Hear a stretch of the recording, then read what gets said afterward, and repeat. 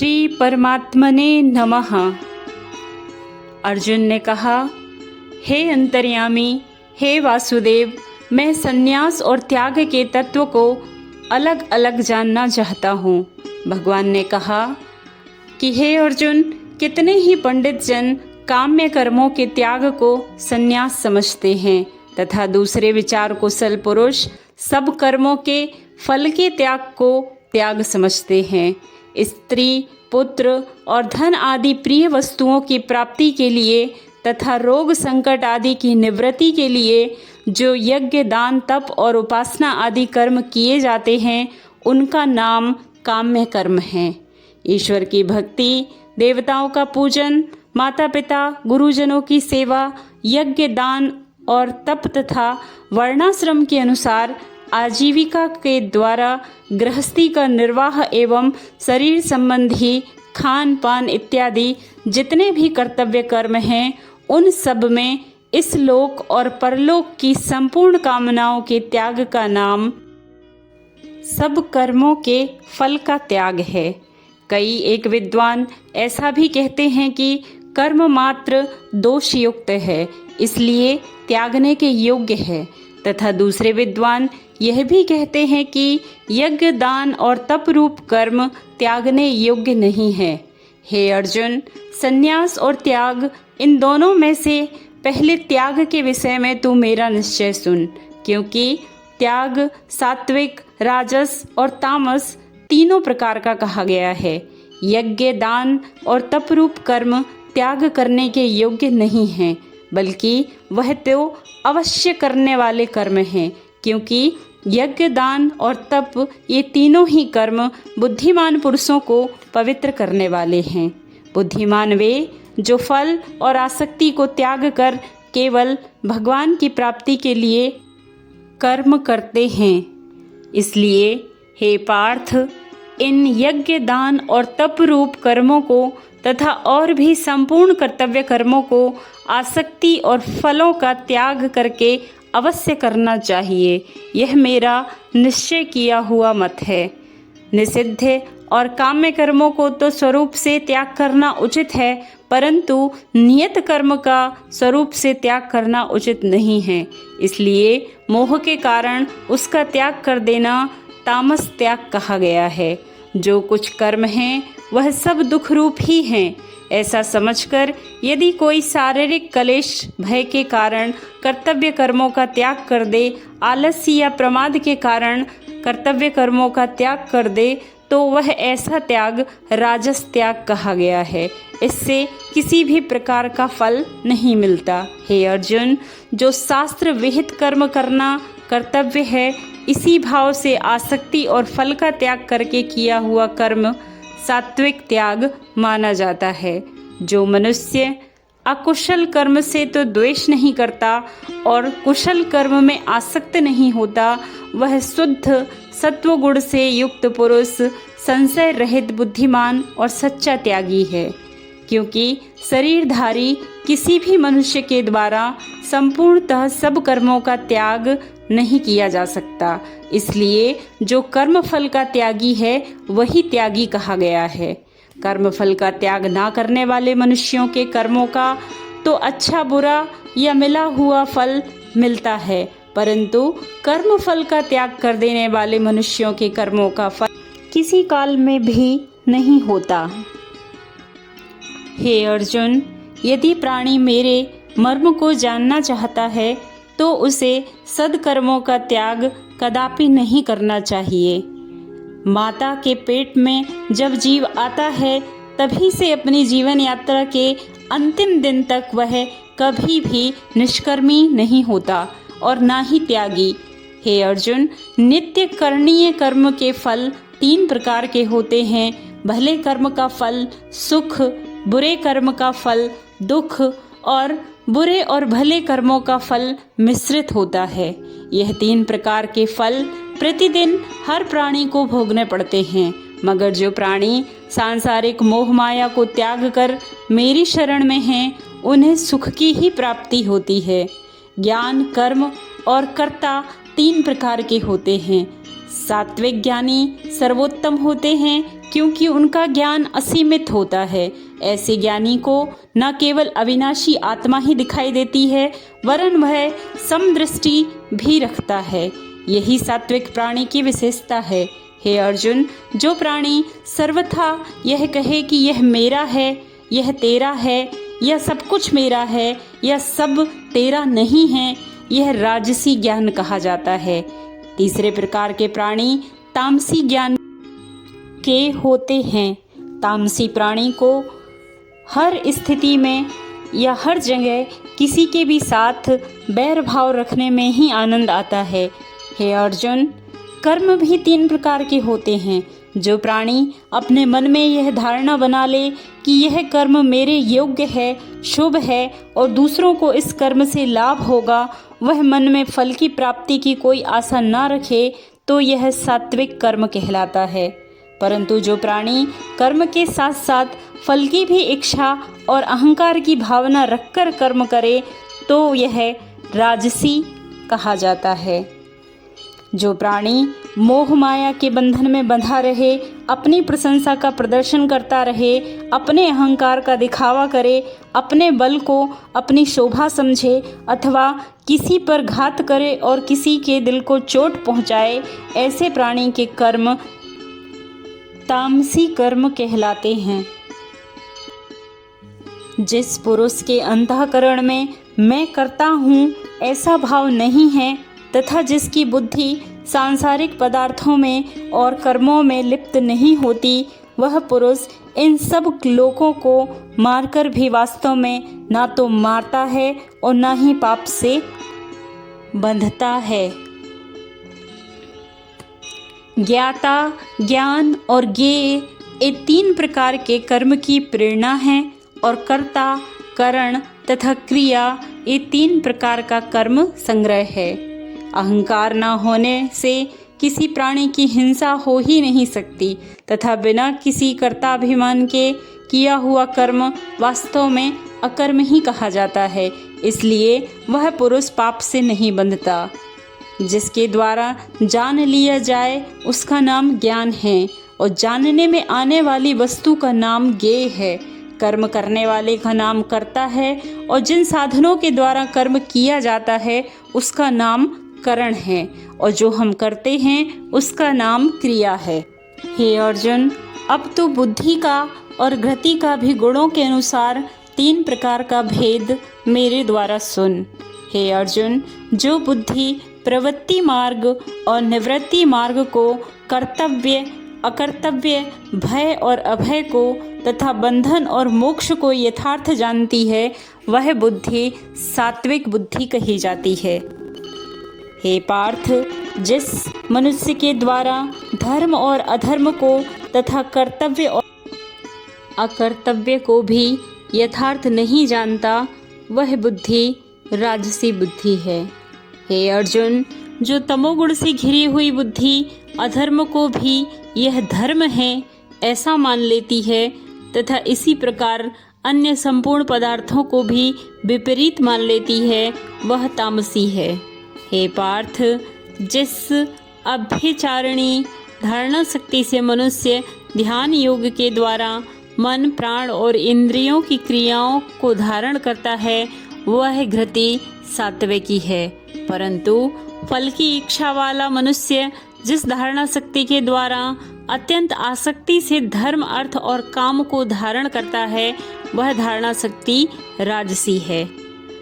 दुष्ट बुद्धि वाला मनुष्य जिस धारणा शक्ति के द्वारा निंद्रा, भय, चिंता और दुख को तथा उन्मादता को भी नहीं छोड़ता अर्थात धारण किए रहता है, वह धारणा शक्ति तामसी है। हे अर्जुन, अब 3 प्रकार के सुखों को भी तू मुझसे सुन। जिस सुख में साधक मनुष्य भजन, ध्यान और सेवा आदि के अभ्यास से रमण करता है और जिससे दुखों का अंत हो जाता है, ऐसा सुख आरंभ में तो विष के तुल्य प्रतीत होता है, परंतु परिणाम में अमृत के समान होता है। इसलिए वह परमात्मा विषयक बुद्धि के प्रसाद से उत्पन्न होने वाला सुख सात्विक सुख कहा गया। जो सुख विषय और इंद्रियों के संयोग से होता है, वह पहले भोग काल में अमृत के समान प्रतीत होता है, परंतु परिणाम में विष के तुल्य है, इसलिए वह राजस कहा गया है। जो सुख भोग काल में तथा परिणाम में भी आत्मा को मोहित करने वाला है, वह निद्रा, आलस्य और प्रमाद से उत्पन्न सुख तामस कहा गया है। पृथ्वी में या आकाश में अथवा देवताओं में इनके सिवा और कहीं भी ऐसा कोई भी सत्य नहीं है जो प्रकृति से उत्पन्न इन तीनों गुणों से रहित हो। हे अर्जुन, ब्राह्मण, क्षत्रिय, वैश्य तथा शूद्रों के कर्म स्वभाव से उत्पन्न गुणों द्वारा विभक्त किए गए हैं।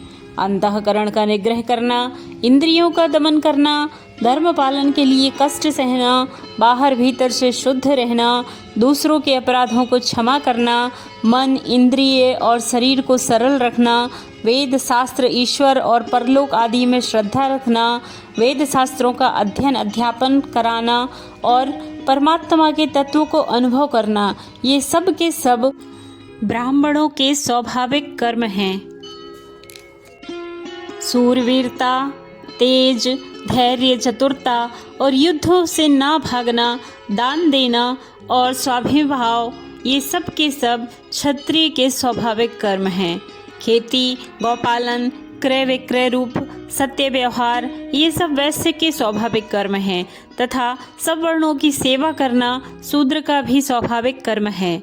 अपने अपने स्वाभाविक कर्मों में तत्परता से लगा हुआ मनुष्य भगवत प्राप्ति रूप परम सिद्धि को प्राप्त हो जाता है और स्वाभाविक कर्म में लगा हुआ मनुष्य जिस प्रकार से कर्म करके परम सिद्धि को प्राप्त होता है, उस विधि को भी तू मुझसे सुन। जिस परमेश्वर से संपूर्ण प्राणियों की उत्पत्ति हुई है और जिससे यह समस्त जग व्याप्त है, उस परमेश्वर की अपने स्वाभाविक कर्मों द्वारा पूजन करके मनुष्य परम सिद्धि को प्राप्त हो जाता है। अच्छी प्रकार से आचरण किए हुए दूसरे के धर्म से गुण रहित भी अपना धर्म श्रेष्ठ है, क्योंकि स्वभाव से नियत किए हुए स्वधर्म रूप कर्म को करता हुआ मनुष्य पाप को प्राप्त नहीं होता। जैसे बर्फ जल से व्याप्त है, वैसे ही संपूर्ण संसार परमात्मा से व्याप्त है। जैसे पतिव्रता स्त्री पति को ही अपना सर्वस्व समझकर उसका चिंतन करती हुई उसी की आज्ञा अनुसार मन, वाणी, शरीर से कर्म करती है, वैसे ही परमेश्वर को अपना सर्वस्व समझकर परमेश्वर का चिंतन करते हुए परमेश्वर की आज्ञा अनुसार मन, वाणी और शरीर से परमेश्वर के लिए ही स्वाभाविक कर्तव्य कर्मों का आचरण करना चाहिए और इसी को ही कर्तव्यों द्वारा परमेश्वर की पूजा कहा गया। अतः हे कुंती पुत्र अर्जुन, दोष युक्त होने पर भी सहज कर्म को कभी त्यागना नहीं चाहिए, क्योंकि धुएं से अग्नि की भांति सभी कर्म किसी न किसी दोष से युक्त हैं। सर्वत्र आसक्ति रहित बुद्धि वाला, स्पृहा रहित और जीते हुए अंतःकरण वाला पुरुष सांख्य योग के द्वारा उस परम निष्कर्म्य सिद्धि को प्राप्त होता है जो कि ज्ञान योग की परानिष्ठा है। और निष्कर्म्य सिद्धि को जिस प्रकार से प्राप्त होकर मनुष्य ब्रह्म को प्राप्त होता है, उस प्रकार को ही हे कुंती पुत्र तू मुझसे संक्षेप में सुन। प्रकृति के अनुसार शास्त्र विधि से नियत किए हुए जो वर्णाश्रमों के धर्म और सामान्य धर्म रूप स्वाभाविक कर्म हैं, उनको ही स्वधर्म या सहज कर्म या नियत कर्म कहा जाता है। विशुद्ध बुद्धि से युक्त तथा हल्का, सात्विक और नियमित भोजन करने वाला, शब्दादि विषयों का त्याग करके एकांत और शुद्ध देश का सेवन करने वाला, सात्विकी धारणा शक्ति द्वारा अंतःकरण और इंद्रियों को संयमित करके मन, वाणी और शरीर को वश में कर लेने वाला, राग द्वेष को सर्वथा नष्ट करके भली भांति दृढ़ वैराग्य का आश्रय लेने वाला तथा अहंकार, बल, घमंड, काम, क्रोध और परिग्रह का त्याग करके निरंतर ध्यान योग के पारायण रहने वाला, ममता रहित और शांति युक्त पुरुष सच्चिदानंद घन ब्रह्म में अभिन्न भाव से स्थित होने का पात्र होता है। फिर वह सच्चिदानंद घन ब्रह्म में एक ही भाव से स्थित प्रसन्न मन वाला योगी ना तो किसी के लिए शोक करता है और ना किसी की आकांक्षा करता है। ऐसा समस्त प्राणियों में समभाव वाला योगी मेरी परम भक्ति को प्राप्त हो जाता है। उस पराभक्ति के द्वारा वह मुझ परमात्मा को मैं जो हूँ और जितना हूँ ठीक वैसा का वैसा तत्व से जान लेता है तथा उस भक्ति से मुझको तत्व से जानकर तत्काल ही वह मुझ में प्रविष्ट हो जाता है। मेरे परायण हुआ यह कर्मयोगी संपूर्ण कर्मों को सदा करता हुआ भी मेरी कृपा से सनातन अविनाशी परम पद को प्राप्त हो जाता है। सब कर्मों को मन से मुझ में अर्पण करके तथा समबुद्धि योग को अपना कर मेरे परायण और निरंतर मुझ में चित्त वाला हो। उपर्युक्त प्रकार से मुझ में चित्त वाला होकर तू मेरी कृपा से समस्त संकटों को अनायास ही पार कर लेगा। और यदि अहंकार के कारण मेरे वचनों को तू नहीं सुनेगा तो नष्ट हो जाएगा, अर्थात परमार्थ से भ्रष्ट हो जाएगा। ये जो तू अहंकार का आश्रय लेकर ऐसा मान रहा है कि मैं युद्ध नहीं करूँगा, तो यह तेरा निश्चय मिथ्या है, क्योंकि तेरा स्वभाव तुझे जबरदस्ती युद्ध में लगा देगा। हे कुंती पुत्र, जिस कर्म को तू मोह के कारण करना नहीं चाहता, उसको भी अपने पूर्वकृत स्वाभाविक कर्म से बंधा हुआ परवश होकर तुझे करना होगा। हे अर्जुन, शरीर रूप यंत्र में आरूढ़ हुए संपूर्ण प्राणियों को अंतर्यामी परमेश्वर अपनी माया से उनके कर्मों के अनुसार भ्रमण कराता हुआ सब प्राणियों के हृदय में स्थित है। अतः हे भारत, तू सब प्रकार से उस परमेश्वर के ही शरण में हो जा। उस परमात्मा की कृपा से ही तू परम शांति को तथा सनातन परम धाम को प्राप्त होगा। इस प्रकार यह गोपनीय से भी अति गोपनीय ज्ञान मैंने तुमसे कहा। अब इस रहस्ययुक्त ज्ञान को पूर्णतः भली भांति विचार कर जैसे चाहते हो वैसे करो। लज्जा, भय, मान बढ़ाई और आसक्ति को त्याग कर एवं शरीर एवं संसार में अहंता ममता से रहित होकर केवल एक परमात्मा के ही परम आश्रय, परम गति और सर्वस्व उनको ही समझना, अनन्य भाव से अतिशय श्रद्धा और भक्ति तथा प्रेम पूर्वक निरंतर उनके नाम, गुण और प्रभाव या स्वरूप का चिंतन करते रहना, भगवान का भजन, स्मरण, उनकी आज्ञा अनुसार कर्तव्य कर्मों का निस्वार्थ भाव से केवल आचरण करना, यह सब प्रकार से परमात्मा के शरण होना है। अतः मेरे इन गोपनीय से अति गोपनीय परम रहस्य युक्त वचनों को तू फिर भी सुन। तू मेरा अतिशय प्रिय है, इससे यह परम हितकारक वचन मैं तुझसे कहूँगा। हे अर्जुन, तू मुझ में मन वाला हो, मेरा भक्त बन, मेरा पूजन करने वाला हो और मुझको प्रणाम कर। ऐसा करने से तू मुझे ही प्राप्त होगा। यह मैं तुझे सत्य प्रतिज्ञा करके कहता हूँ, क्योंकि तू मेरा अत्यंत प्रिय है। संपूर्ण धर्मों को अर्थात संपूर्ण कर्तव्य कर्मों को मुझ में त्याग कर तू केवल मुझ सर्वशक्तिमान सर्वाधार परमेश्वर की शरण में आ जा। मैं तुझे संपूर्ण पापों से मुक्त कर दूंगा, तू शोक मत कर। तुझे यह गीता रूप संदेश किसी भी काल में ना तो तप रहित मनुष्य से कहना चाहिए, ना ही भक्ति रहित से, और ना ही सुनने की इच्छा न होने वाले से, तथा मुझ में दोष दृष्टि जो रखता हो उससे तो कभी भी इसको नहीं कहना चाहिए। जो पुरुष मुझ में परम प्रेम करके इस परम रहस्य युक्त गीता शास्त्र को मेरे भक्तों में कहेगा, वह मुझको ही प्राप्त होगा, इसमें कोई भी संदेह नहीं है। उससे बढ़कर मेरा प्रिय कार्य करने वाला मनुष्यों में कोई भी नहीं है, तथा पृथ्वी भर में उससे बढ़कर मेरा प्रिय कोई दूसरा भविष्य में होगा भी नहीं। जो पुरुष इस धर्म में हम दोनों के संवाद रूप गीता शास्त्र को पढ़ेगा, उसके द्वारा भी मैं ज्ञान यज्ञ से पूजित होऊंगा, ऐसा मेरा मत है। जो मनुष्य श्रद्धा युक्त तथा दोष दृष्टि से रहित होकर इस गीता शास्त्र का श्रवण भी करेगा, वह भी सब पापों से मुक्त होकर उत्तम कर्म करने वाले श्रेष्ठ लोगों को प्राप्त होगा। हे पार्थ, इस गीता शास्त्र को क्या तूने शांत चित्त होकर सुना है? मैंने तुझसे जो कुछ भी कहा, क्या उस ज्ञान को तूने अपने हृदय में धारण किया। तब अर्जुन भाव विभोर होकर बोले, हे माधव, आपकी कृपा से मेरा मोह नष्ट हो गया है। अब मेरे सभी संशय समाप्त हो चुके हैं और मेरा मन स्थिर हो गया है। अब आप मुझे जो भी आज्ञा देंगे मैं उसका अवश्य पालन करूँगा। यह वचन कहकर अर्जुन बार बार भगवान श्री कृष्ण के समक्ष नतमस्तक होने लगे। भगवान श्री कृष्ण ने कहा कि हे अर्जुन, मेरी आज्ञा अनुसार तू अपने क्षत्रिय धर्म का पालन कर। यह मेरी तेरे लिए आज्ञा है। श्री कृष्ण के ऐसा कहने पर अर्जुन ने गांडीव को उठा लिया और शीश झुकाकर उनकी आज्ञा का पालन करने के लिए तैयार हो गया। इसके उपरांत धृतराष्ट्र ने संजय से कहा कि हे महाराज, भगवान श्री कृष्ण और अर्जुन के बीच हुए इस रोमांचित संवाद को सुनकर मैं धन्य हो गया। हे महर्षि वेदव्यास जी, मैं आपका भी कृतज्ञ हूँ, जिनकी असीम कृपा द्वारा मुझे दिव्य दृष्टि प्राप्त हुई। इसके बल पर मैं उस गूढ़ और महान ज्ञान को साक्षात भगवान श्री कृष्ण के मुखारविंद से सुनने में सक्षम हुआ।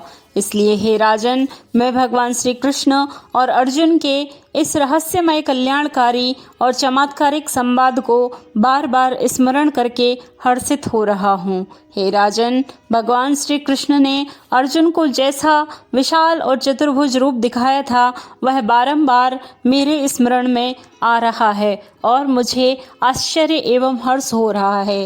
हे राजन, जहाँ श्री कृष्ण के रूप में साक्षात स्वयं नारायण उपस्थित हैं और जहाँ गांडीवधारी अर्जुन है, वहीं पर विजय, विभूति और अचल नीति है, ऐसा मेरा मत है।